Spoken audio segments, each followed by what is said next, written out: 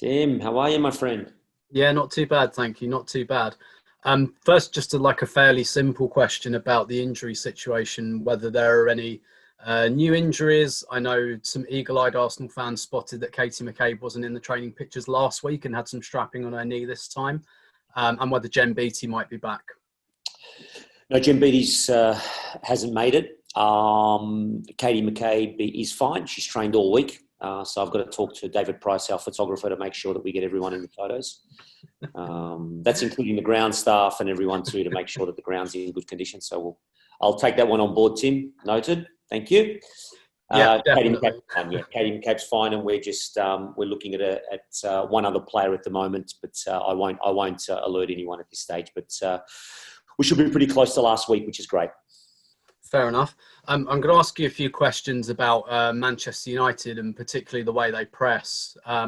Looking at the last game, Arsenal completed 72% of their passes, a season low, which I think really sums up how that game went. Is dealing with the United press, does that hold the key to this game, do you think? It is part of it. It is part of it, and yeah, you're exactly right in terms of our pass completion. We were just it was just one of those days where we just unfortunately weren't able to even get out of the first block or the first level of press, which was disappointing from that perspective. But we've definitely had a look at that, and obviously worked a lot under their related pressure in the way they press in terms of man on man, and hopefully we're able to solve the problem a little bit better. But it is a key factor in terms of the way United set themselves up, and we definitely have prepared for that. And is it a case of, when kind of thinking about this, is it a case really of just sharpening up technically? Or is it a case of, like in the Chelsea home game, for example, there seems to be a real exit plan from that press, which worked really, really well on the day? We had the exit plans. We had all the solutions for that. To be honest, Tim, unfortunately, it was a little bit of execution. And look, sometimes emotion and situation takes over and doesn't allow you to roll on. And sometimes it just gets the better of you. But look, we definitely got the solutions. The solutions have been painted. We've practiced them. And now it is a matter of executing it on the day. And final one from me. I know we spoke last week about, you put out that front four of kind of Viv, Caitlin, Jordan, Beth, kind of just a good way of getting all four of those players onto the pitch and in dangerous areas. But what struck me watching the Birmingham game back that I perhaps didn't appreciate the first time is how often, or slightly more often, Arsenal were able to be a bit more direct. So both of Caitlin's goals come from kind of Leah playing long diagonal passes, and we know she has that pass in her locker. Is that maybe part of the attraction of playing those as a front four, that it gives you that option to go back to front quite quickly if you need to? Look, one of the areas I have endorsed from day one is if teams do want to play a relatively high line, there is the opportunity to exploit the space behind, and obviously having the potency of players that we have in that final third and that top area, I think we'll definitely execute it. But our main thing is to sort of drag teams out and then find the spaces in a more constructed way. But look, if there is the opportunity diagonally to find that first ball out, it definitely is something that's we do encourage. But again, it needs to be a long pass, not just a long whatever it is. It needs to be a long pass. Thanks, Joe. Brilliant, Tim.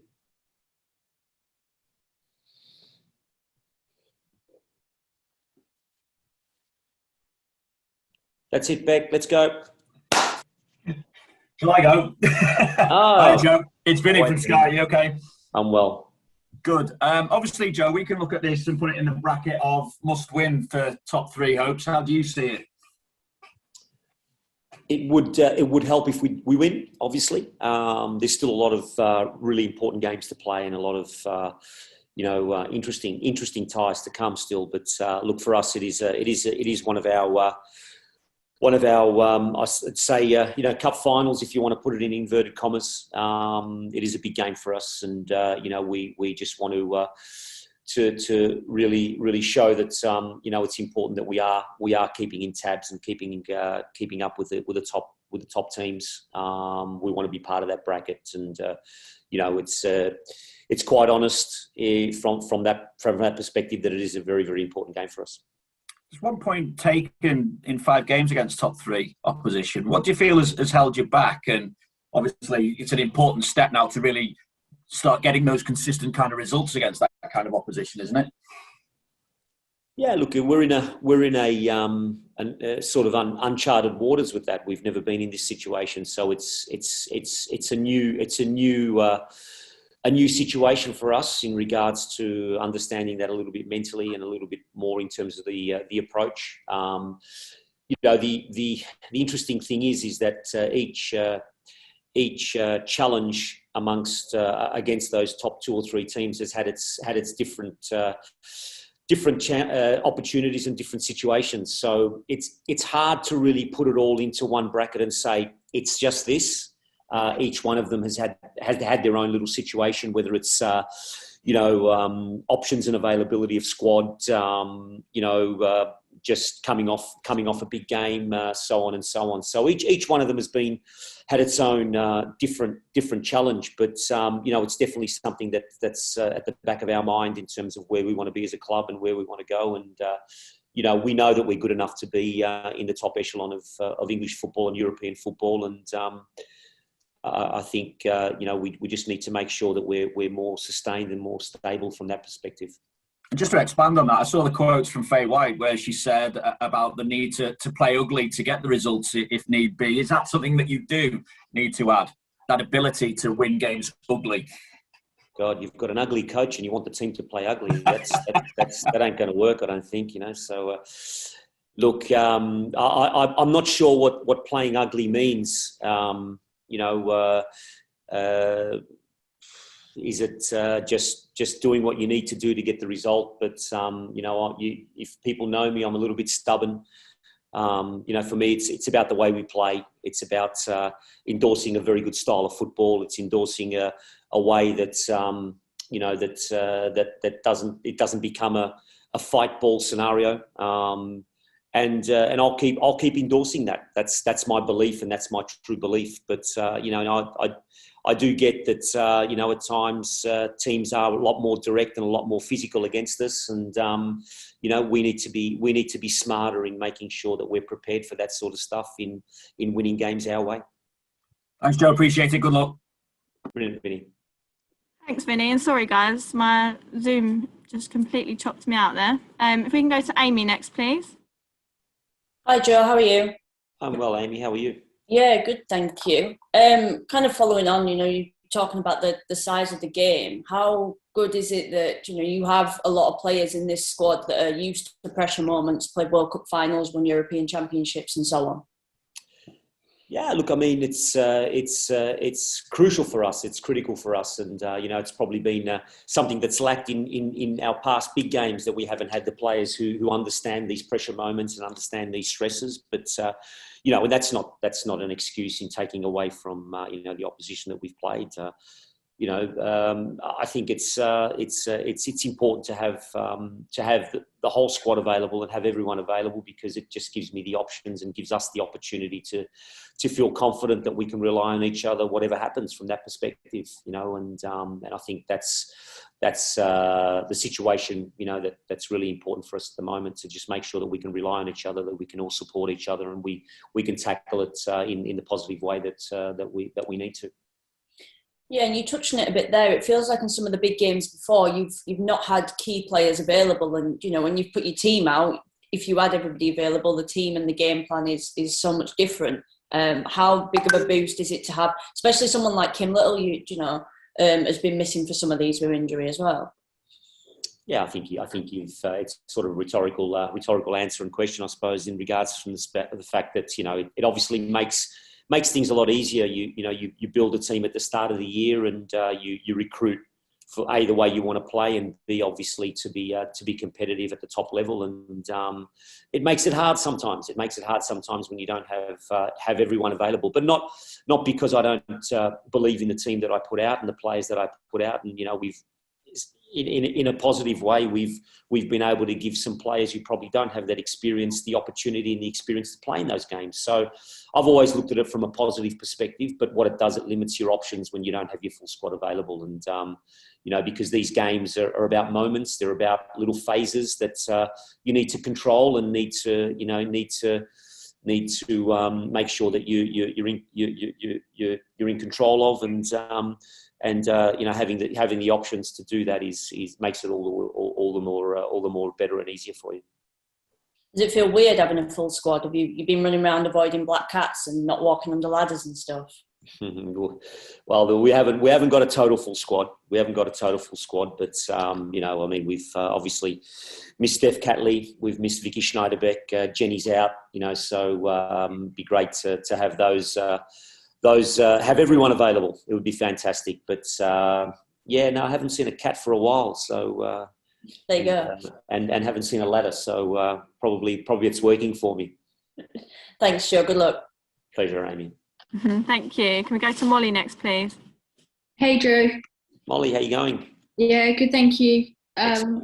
We spoke to Casey earlier in the week, and she was saying that there was a little bit of a sense of what could have been for them, because in a similar sort of sense to Arsenal, the injuries they've had have kind of coincided with the bigger games maybe they've had to play. Maybe not feel sorry for them, but do you sort of empathise a little bit with their situation and the fact that for the two clubs it's sort of been quite similar in the problems that they've had? Yeah, look, I mean, we can sit here and analyse and discuss and pick, and this player should have been available and that player couldn't have been available. I mean, their circumstances as a football manager and as a coach, you have to manage. You have to be part. It's part of what we do, and part of the situation.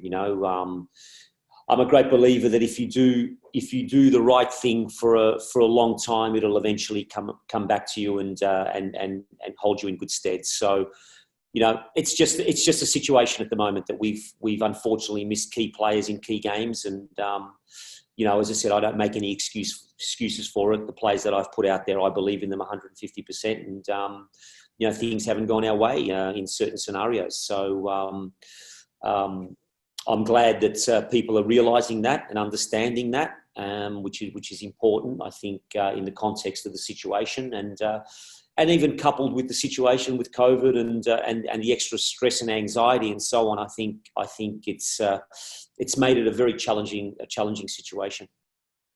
And one of the things that they've found out from their injury review, it's a little bit similar to what you guys went through earlier on in the season, is that maybe they'll be looking at bringing new signings in and players that have historically struggled with injury a little bit earlier on in pre-season. Is that something that you guys are looking at? Yeah, look, we have to obviously with the amount of games, the infrequency of scheduling and so on, we obviously have to look at a little bit of robustness in regards to that, in looking at players who maybe historically have been involved in international tournaments and a lot of Champions League sort of scenarios where they're able to back up games. But look, there's no doubt that holistically we can look at little details and little minute things, even in terms of when we look at players and their history and what sort of injury and their reoccurring sort of scenarios. So look, we can all do things always better and always improving, but I think you have to get into these situations to make things better at times. So it's important that you assess these situations and we can be better in regards to just basic screening and basic history and basic understanding of managing loads. Thank you and good luck. Great questions. Well done. Thank you. We can go to Alex next, please. Hi Joe, how are you doing? Alex, how are you? Not too bad, thanks. Just a few tactical approaches to the game. In the past couple Arsenal games, we've seen a very free-flowing Arsenal squad. When you have Viv and Caitlin interchanging towards centrally, you have Jordan and DVD interchanging from winger to central position. It's a very refreshing Arsenal, I guess, to see. How important is that interchanging fluid positioning and interchanging passing and movement off the ball? You got the full box really involved. Obviously, Noel Maritz is very good at attacking down the wing. How important is that against a Manchester United squad who is structured, who high presses, who's organized, to have that interchanging movement? Yeah, I think I think the word refreshing is good, because we seem to have found something we've been doing in terms of our fluidity, in terms of our rotations since the day I've been here. But it's good that we can start to feel comfortable in doing that again, and that's really, really important. And look, I mean, like every team in every scenario, I think yes, Man U are very, very structured in terms of their lines, in terms of who stays and who goes, and so on, in terms of their press. And I think one of the ways that we do quite well is to interlock, those straight horizontal and vertical lines, and try to somehow work out that we can drag players out of position and exploit that. So look, yeah, our movement, our fluidity is going to be very, very important, but not also taking away from the fact that defensive phases, they are a very, very good team in transition. They are a very, very good team on the break, and we need to be very, very careful. I mean, we got caught when we played them away in the last 7-8 minutes. We didn't have a great game, but we shouldn't have got caught in that transition moment. So we need to be careful of that too. Also, when we do our interchanging, our passing, and our fluidity, that we manage the players that they leave up. And with Tim, we kind of mentioned that it was hard for you guys to get out of that first third. It was hard to bypass that high press.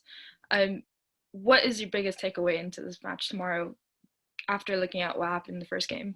Yeah, look, I think the reality is that we condensed a lot of our spaces in terms of our positioning. Our positioning was poor. I think sometimes we've got players that are very explosive and are very very mobile in your DVDs and your Jordan Nobbs and your Kim Littles, and sometimes I've got to grab them and say, stay still, just stay in position instead of moving around a lot. So if that gives you any insight to the stuff we've been doing, we've just been trying to just hold our position and keep our spaces and give ourselves operating room under press. So when we are pressured, there's always the opportunity to have a little bit of space for us to beat that press. But look, they do it very, very well. They set traps.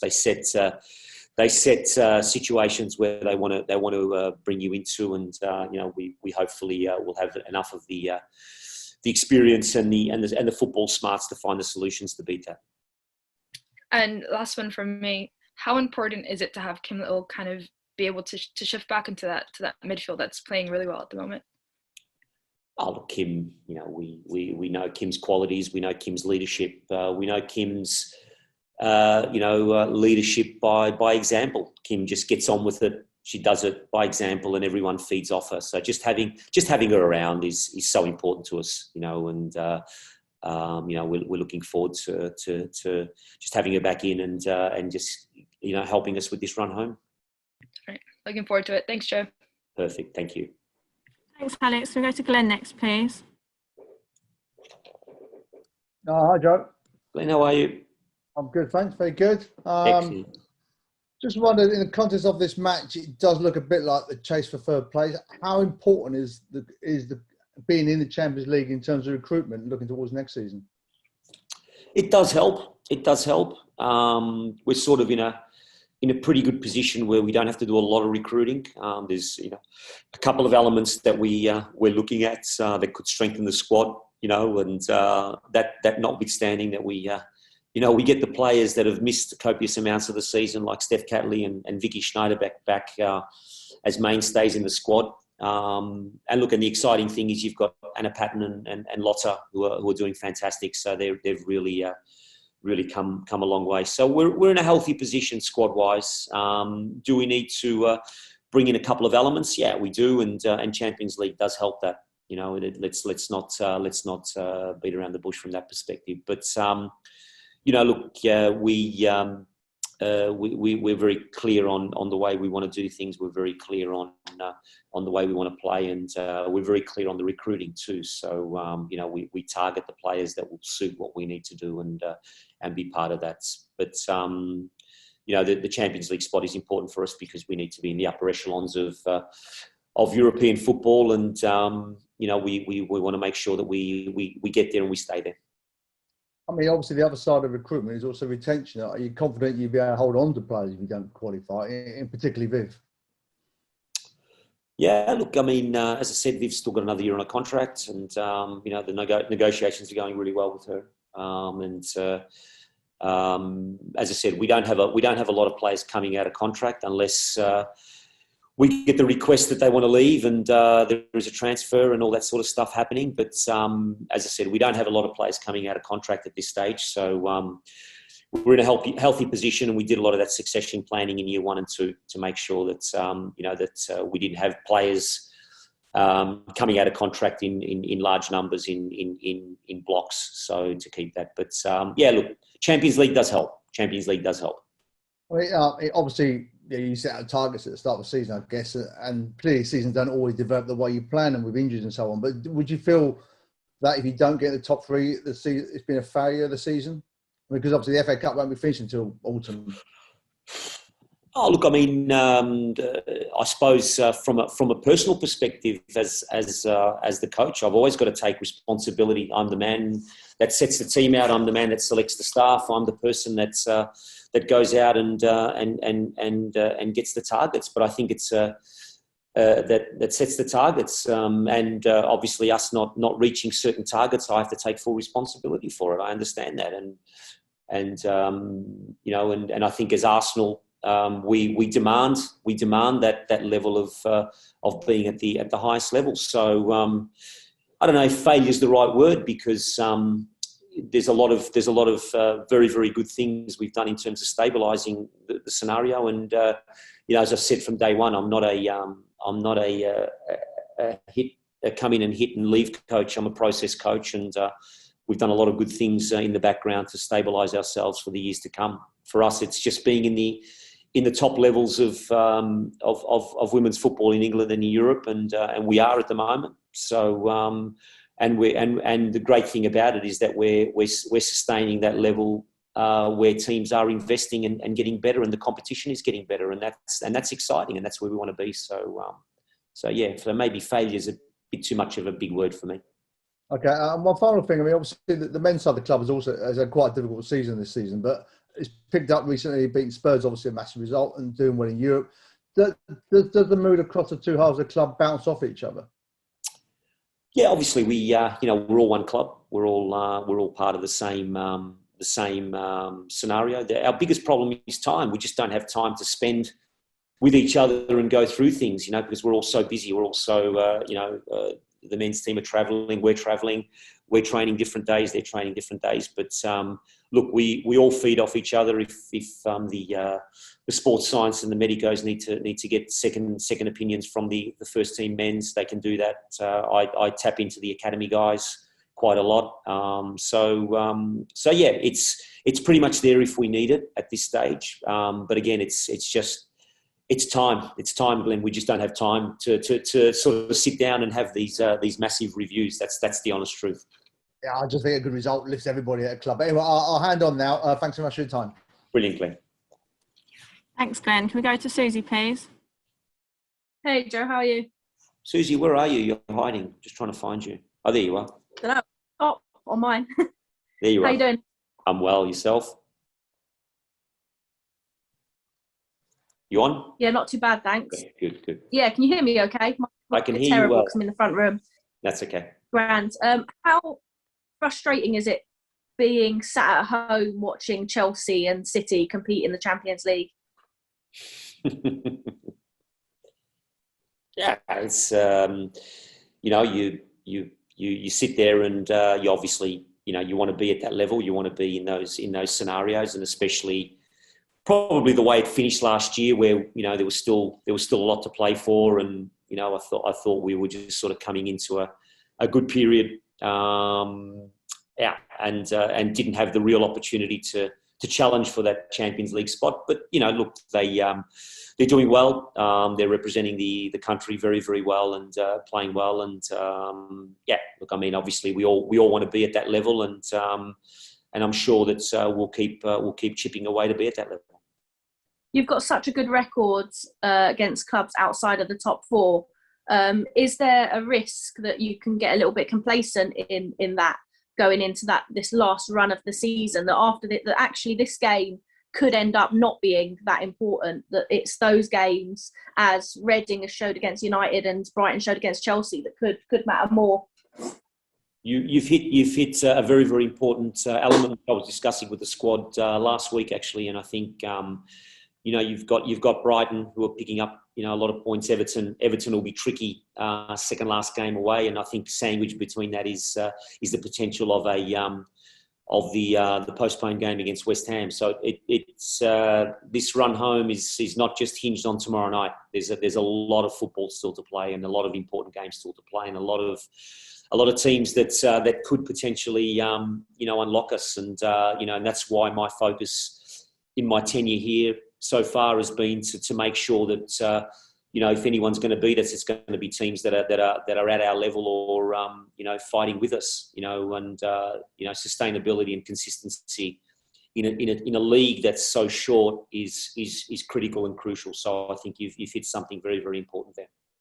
And last one, what's the feeling like in training and the mood of the camp ahead of this game tomorrow night? Is there an element of revenge fueling things? Totally. I don't know if it's revenge, but there's just a real positivity at the moment. That's we knew we let ourselves down. We knew we let ourselves down in even technically and just tactically silly errors. Silly mistakes. A game that we should have come away with something. We let ourselves down and let the club down that day, and definitely now being at Boreham Wood, it's something that we want to make sure that we keep it as a fortress and make sure that we keep winning games there. Awesome, thanks, Joe. Brilliant, Susie. Thanks, Susie. And last but not least, we go to Phil, please. Oh, and then Catherine after him. She just put her hand up. Joe, I've just got a question on a sort of slightly different note. Something we were asking managers at pressers today. Obviously, as a coach, I was just wondering what your reaction was to the Sheldon review. Obviously, some troubling findings in there. FA found guilty of failings, that sort of thing. Yeah, wow. It was a real shock. It was a real shock. I mean, to think that. That's something that is, should be not even a discussion, not even something that we should be even discussing was sort of let go and not dealt with straight away. I think, for the game, not even just the particular scenario here, but for the game of football worldwide, to think that these things can come out and these things can be at a scenario, at that level. I think I was very, very shell shocked, to be honest, and but I think it's really, really important now that we learn as clubs, as a head coach, and as anyone working in football, that these things can just not even be in the thought process of what we do, and I think. I'm really applauding a lot of clubs and scenarios that are putting safeguarding and these issues at the forefront. I know working in women's football that it's always on an important issue to make sure that the well-being and safety of my players is paramount. That has to be the bottom line of everything that I do, and I'm glad that it's coming to the forefront, and we all as clubs and as organisations in football, take real care with it and make sure that it never happens again. That's right. Thanks. Thank you, Phil. And lastly, Catherine, please. Hi, Joe. Hi. Catherine, how are you? Yeah, good. Thank you. Just a bit of a silly question, probably. With Casey having played twice for Arsenal, she was there in her teenage years and then came back again. Do you think that sort of knowledge of playing the Arsenal way and having the Arsenal values, does that give her any kind of advantage when she meets you in the league? Yeah, look, she was an amazing role model and an amazing person, both for Arsenal and both for the English game. And she's obviously doing very, very well as a coach. So she understands what Arsenal means and what it stands for. So I'm sure that she'll have her insights into the club, into the way we think and the way we do things. So maybe she has an advantage. But 90 minutes of football moments and situations, I think are more important, and all the other stuff is put aside. So we're looking forward to a really exciting game. Okay, thanks. And just also, you mentioned that you're a process coach, not a smash and grab coach. And with like Emma Hayes, it's taken us sort of 9 years to get to this point of being really quite a very dominant team. Are you going to be given a lot of time, do you think, to get to that sort of level, do you think? I don't know. I have a contract at Arsenal. The idea is that we know we have to put some things in place. We know that we have to continue to grow and to grow with the demands of the ever-changing game. I mean, that's the reality. But we also have to be smart economically, what we can spend and what we can't spend, and understand the environment that we need to work in. But I think the difference is that we're not far off. We're not far off. So yes, on the ladder it shows that we're in fourth spot on that scenario. But it's little minute situations that I know with a little bit of I think creative thinking and football smarts that will compete with teams that have invested well and have done very, very well on that scenario. Okay, thanks, Joe. Good luck. Thanks, Catherine. I just want to check, Tim, have you raised your hand again for a reason? Yeah. Sorry, I had one really quick question. What is this? What is favouritism always to this guy? What's going on? Now I want to begin and end now. That's going to be the. Are you sure? Tradition. Okay. All right. Really, really quick question. Just Anouk Denton was on the bench for West Ham last night. Is she there on loan, or is that a permanent deal? Yeah, on loan. On loan. Okay. Thank you. Thank you. And as you gave Pricey a name check, here's a Pricey that I made earlier. There he is. You got me in trouble, mate. I didn't realise. Showing favouritism. Right, thanks so much, everyone. Good to see you all. Thanks, guys.